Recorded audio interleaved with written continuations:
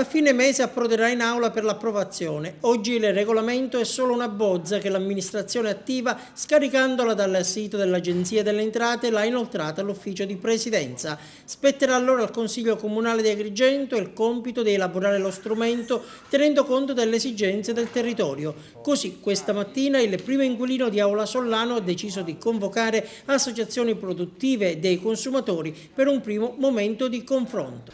Ho voluto intraprendere questa iniziativa nei confronti delle associazioni sia di consumatori che commercianti e artigiani per instaurare un dialogo e cercare di capire se ci sono margini di confronto e dove è possibile fare in modo che questa TARES, questa nuova imposta, diciamo, vada a gravare con minor peso possibile sui cittadini. Nel corso dell'incontro individuate alcune criticità messe subito sul tappeto dagli operatori economici. A primo acchito io ho voluto segnalare al nostro Presidente del Consiglio Comunale che mi sembrerebbe un pochettino, non dico vessatorio, ma in ogni caso non sarebbe una cosa giusta tassare le aree scoperte. Pensiamo alle aziende, ai magazzini che hanno grandi spazi, che tra le altre cose questi spazi che mettono a disposizione,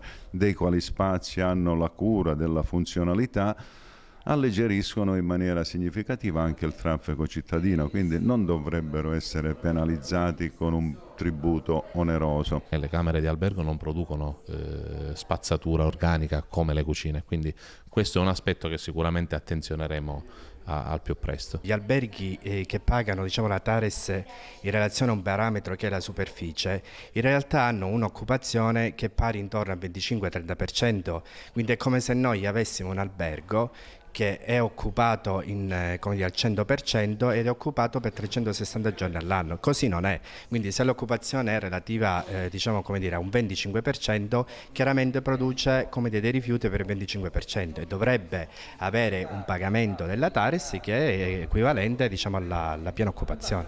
Questo è stato il primo confronto, ecco quali saranno le prossime tappe. Sì, questo è stato il primo confronto. Le prossime tappe saranno quelle presumibilmente entro la fine del mese per raccogliere i suggerimenti che possono essere inseriti all'interno del regolamento. In ogni caso non finisce qua, perché nel momento in cui avremo a disposizione le tariffe e quindi avremo contezza anche degli importi, noi continueremo questi incontri e questi confronti con le associazioni.